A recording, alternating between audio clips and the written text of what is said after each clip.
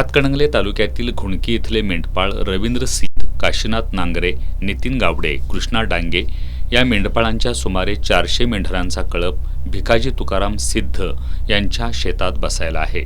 ही शेती नागरी वस्तीत आहे। शनिवारी सायंकाळी 7:30च्या दरम्यान रवींद्र सिद्ध यांचा घोडा आणि त्याचं पिलू चरत होतं। त्याचवेळी बिबट्यानं मेंढराच्या कळपाशेजारी असणाऱ्या घोड्याच्या शिंगरूवर हल्ला केला। या हल्ल्यात ते जागीच ठार झालं।